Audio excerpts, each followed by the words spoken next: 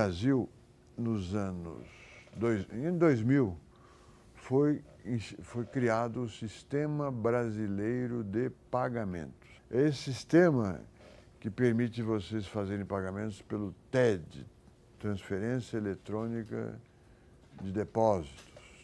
Tem outros mecanismos. É um sistema de compensação de créditos e débitos eletrônico muito rápido. Então, se quiser fazer um pagamento imediato, você faz um TED, uma transferência eletrônica de depósitos, e paga imediatamente uma dívida que você tenha com uma outra pessoa, com uma outra empresa, em velocidades digitais, quer dizer, instantâneo. O Brasil tem uma longa experiência com inflação. Então, no Brasil, sempre o sistema bancário conseguiu fazer transferências entre regiões ou entre clientes muito rapidamente. Porque como a inflação era alta, se eu pago você e o banco te devolve, se eu deposito no banco para pagar o Leonardo e o banco leva uma semana, houve períodos que ele ia perder 10% do valor. Se eu quero comprar uma coisa de Manaus, de uma empresa de Manaus, deposito aqui para pagar em Manaus e leva uma semana, ela podia perder 20%, 15% do valor do pagamento. Por causa disso, o sistema bancário brasileiro sempre foi muito rápido para fazer os pagamentos. Ao ver a exposição sobre esse sistema, que é um sistema muito bem elaborado, eu perguntei aos seus criadores qual era a vantagem desse sistema. E eu argumentei com eles, vocês estão economizando santinho. Sabe o que é um santinho? Santinho é uma imagem de um santo impressa num papel. E as igrejas produzem pedacinhos de papel. Nenhum deles é o santo. Tá certo? O santo não é nem o papel, nem a estátua que está no altar. O santo é uma ideia, né? Um conceito. São José, Santo Antônio. Santo Antônio é discípulo de São Francisco, ou conviveu com São Francisco, mas é o padroeiro dos casamentos. São Francisco é o santo que amava a natureza e os animais.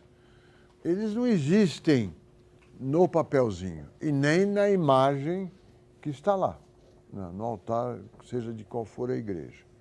E produzir santinho não custa nada, porque custa muito pouco, né? Quando o Sistema Brasileiro de Pagamentos economiza moeda, porque faz o pagamento muito rápido, ele está economizando santinho.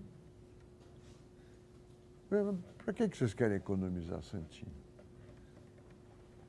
Podia levar, se a inflação fosse zero, podia fazer pagamentos com 2 anos de intervalo, né? Se fosse uma deflação, então, quanto mais demorasse, melhor. Há uma razão prática. Primeiro, que a inflação não é zero, é 6%, 5%. Segundo, na quebra do sistema dos bancos, no período anterior a 94, o banco que sabia que ia quebrar, ele comprava um montão de título público que era pago no dia seguinte. Na véspera, ele comprava 1 bilhão de título público, quebrava, no dia seguinte ele devia 1 bilhão de título público, mas tinha 1 bilhão de reais, mas tinha 1 bilhão em títulos públicos. Até fazer a liquidação do banco, o título público ia rendendo uma fortuna e a dívida, pela lei da época, não tinha correção monetária nem juros. Então era uma ótima forma de quebrar. Com o Sistema Brasileiro de Pagamento, você comprou título público, o pagamento é debitado imediatamente. Mas não fosse isso, nós estávamos economizando santinho. Não há razão para economizar santinho. Eu estava usando o argumento da teoria do imposto inflacionário. Então, esta área aqui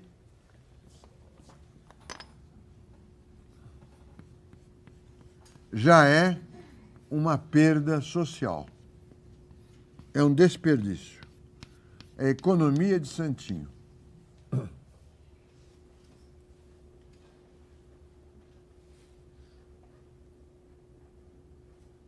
A sociedade estaria melhor, sob esse ponto de vista, se houvesse uma deflação igual à taxa de retorno real, porque aí ninguém economizaria dinheiro. Por que se chega a esse raciocínio? Que deflação e inflação não mudam, não afetam os preços relativos no modelo clássico, certo?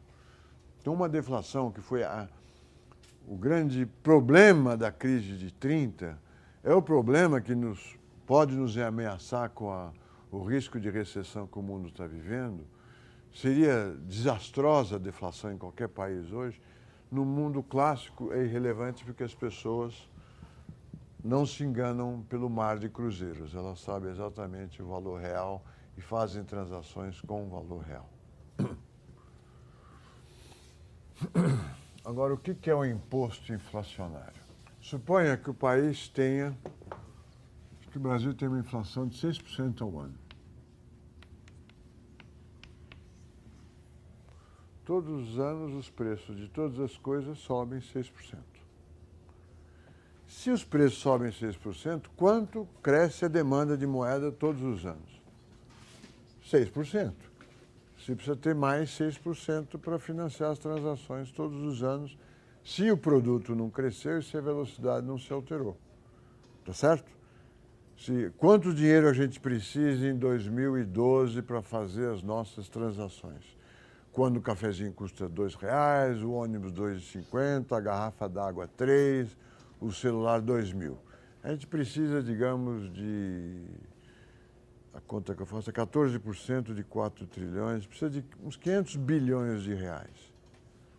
100 anos atrás, essa garrafa de água aqui custava, em reais, 1 centavo de real. 100 anos atrás não existia o telefone celular, mas se existisse, custaria R$1 ou R$1.000. A demanda de dinheiro na época de Dom Pedro II é muito menor que 560 bilhões, porque os preços eram muito menores. Tá certo?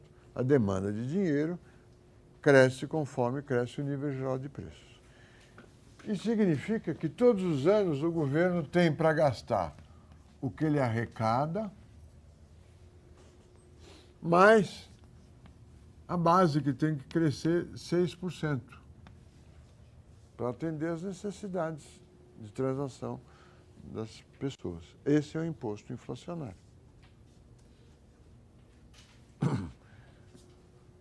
Como é que ele aparece nesse gráfico? Vou colocar aqui a demanda de moeda, aqui a taxa de juros nominal. Com a inflação zero, a taxa de juros é R.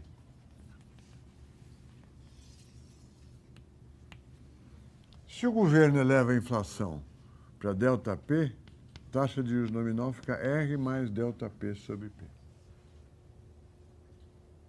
que é a nova taxa de juros.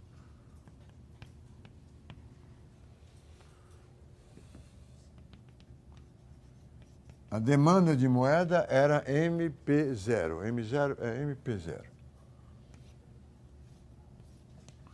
Com a inflação, a demanda de moeda será maior ou menor? O nível é maior, mas você vai economizar mais dinheiro, porque você está perdendo 6% ao ano pelo dinheiro que você deixou parado. Tá certo? Com essa nova taxa de juros, as pessoas vão reter esta moeda aqui, MP1. O bem-estar, a utilidade total da situação original, quando a inflação era zero, a utilidade total era dada pelo triângulo ABC. Depois que a inflação subiu, ABC, a utilidade total passou a ser, vamos por aqui, utilidade total zero, utilidade total 1, passou a ser CED, menor que o triângulo anterior. A diferença, a perda de utilidade, é dada pelo retângulo, pelo paralelepípedo, acho. A, B e D. Houve essa redução de utilidade total. Houve uma perda para a sociedade.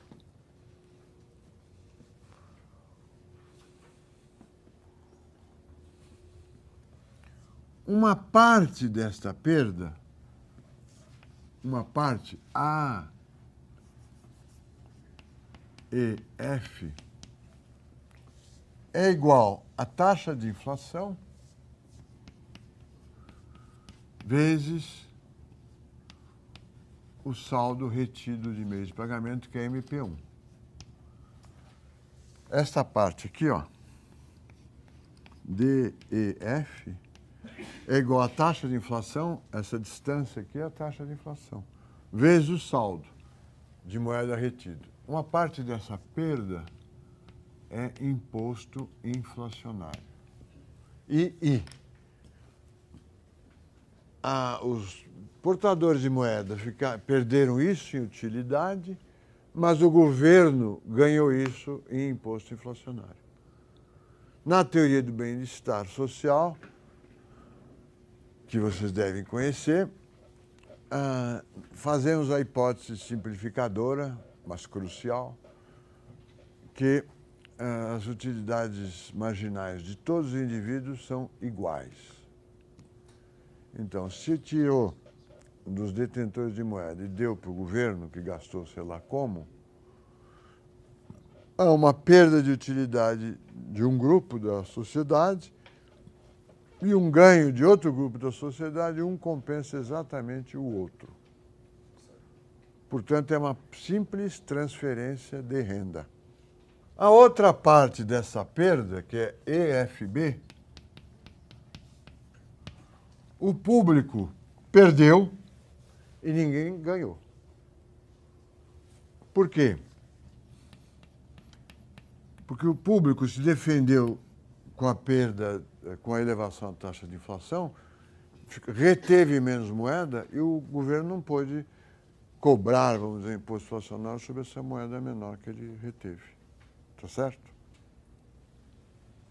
Isso aqui é chamado o peso morto da inflação.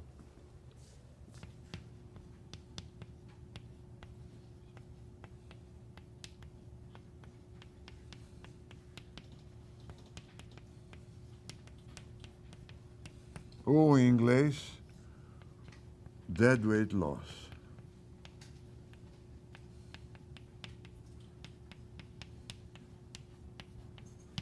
Esse trabalho é do Martin Bailey. O Bailey é um aluno do Friedman. E aí vocês têm, com todos os gráficos, tem graficamente a visão que os monetaristas têm do dinheiro. Ele é um instrumento de troca, facilita as trocas, não há sentido em economizá-lo. Portanto, até seria bom ter uma taxa de deflação igual à taxa de juros real para que não houvesse nenhuma economia de dinheiro. Não vale a pena economizar santinho. E se o governo aumentar a taxa de inflação, ele vai ter a possibilidade de se financiar pela demanda adicional de dinheiro que o público terá porque a inflação cresce, mas criará uma ineficiência, um excesso de um peso morto. Se perguntarem para o monetarista qual é o custo da inflação, a resposta é esta resposta esotérica que não nos convence. Porque será que a inflação, que é um problema tão severo, tão agudo, que derruba governos, que está na raiz do ovo da serpente do Hitler, que preocupa os economistas conservadores americanos, que preocupa o Banco Central brasileiro, que preocupa todos os países do mundo, será que a razão é esse triangulinho aí, EFB? Como os clássicos dedicam à moeda um papel tão pouco significativo de unidade de troca, a inflação, ainda que seja um problema real na vida de todos os países, todas as nações, aparece, quando teorizada, como esta coisa esotérica. Como essa demanda de moeda é estimada em forma linear, demanda de moeda, vamos dizer, é igual a menos BI menos B. R constante é estimada como A menos B, taxa de inflação. Eu posso calcular o imposto inflacionário como MP vezes delta P sobre P, que é igual a delta P sobre P menos B delta P sobre P ao quadrado. O imposto inflacionário, se a demanda é linear, o imposto inflacionário é expresso por uma parábola. E nós, economistas, adoramos parábolas. É uma função que define um conjunto convexo, portanto dá para maximizar. Tem um lugar que sobe, tem outro lugar que desce, tem um ponto de máximo. Ou, se for ao contrário, um ponto de mínimo. Então, existe o imposto inflacionário ótimo, é o título do artigo. Ele tem essa forma. Grande surpresa, que merece uma conferência, várias conferências aqui, seminários, palestras, é que você tem, para uma taxa de inflação, você pode ter um imposto inflacionário muito alto ou um imposto inflacionário muito baixo. Tá certo? A mesma taxa de inflação pode gerar imposto alto ou imposto baixo. Aqui é imposto inflacionário, aqui é a taxa de inflação. Eu tenho o mesmo imposto inflacionário com inflação baixa e inflação alta. Conforme a inflação for mais alta, maior o peso morto da inflação. Então é uma pena que se o país estiver aqui, porque ele está criando um grande problema para arrecadar o mesmo imposto que ele poderia arrecadar com uma inflação muito menor.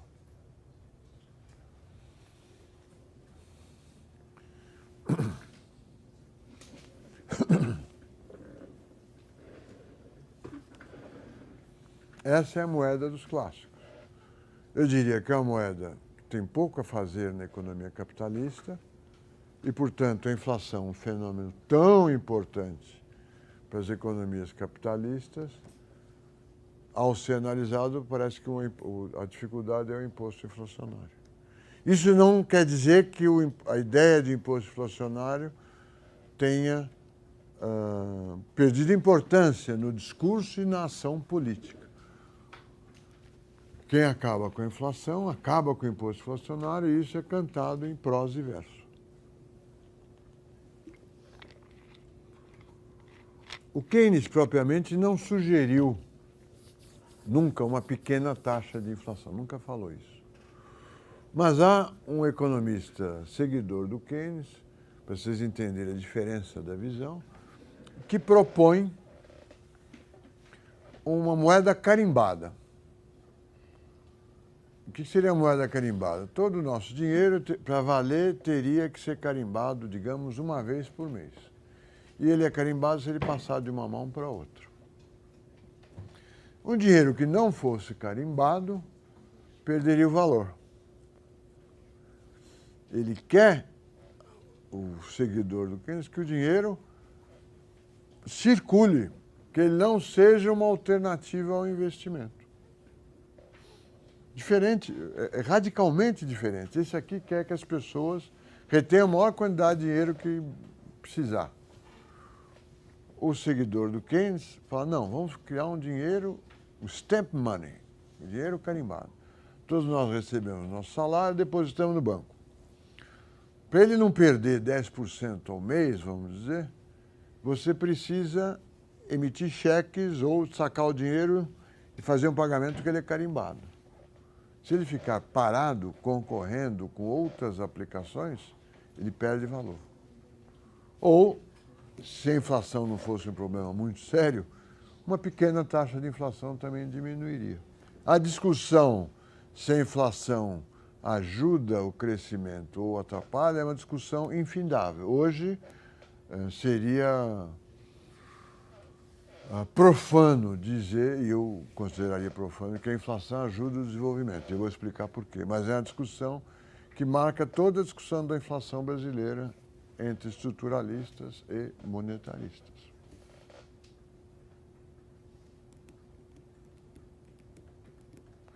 Agora, esse argumento do imposto inflacionário é um argumento estranho. Porque se o imposto inflacionário fosse regressivo, quem seria contra a inflação? No passado político brasileiro seria o PTB. E não é o PTB que era contra a inflação, era o UDN. Entre as organizações internacionais, quem seria contra a inflação seria a ONU, preocupada com direitos humanos, com sustentabilidade, cheia de boas intenções. Mas não é a ONU que está preocupada com a inflação, é o FMI, preocupado com a solvência dos bancos. Se vocês olharem o ciclo político, o ciclo de política econômica, em inglês é o Policy Business Cycle. Vocês vão ver que todos os presidentes americanos, nos primeiros 2 anos, é o período a eleição é cada 4 anos. Nos primeiros 2 anos é o período mais distante da próxima eleição. Nos primeiros 2 anos provocaram controlaram a inflação e geraram desemprego. E perto da eleição, reduziram a inflação e aumentaram o emprego. Portanto, a eleição é pró-inflação. Também, num passado anterior a 1980, os presidentes democratas tinham mais inflação e menos desemprego. E os presidentes republicanos, vamos dizer, à direita dos democratas, tinham mais, os republicanos, mais desemprego e menos inflação. Nada disso combina com a ideia de que o imposto inflacionário seja regressivo, que afete mais os trabalhadores.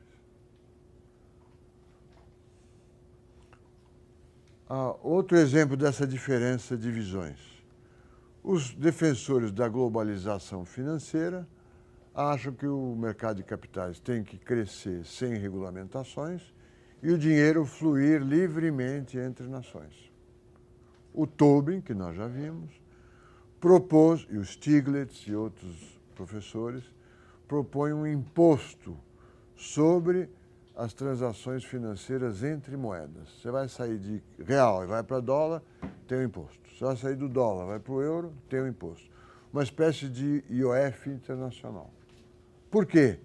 O argumento é colocado nessas palavras que eu vou falar, para jogar um pouco de areia na engrenagem dos mercados financeiros, para que o dinheiro deixe de ser um investimento tão interessante e tão atraente como ele é depois da globalização.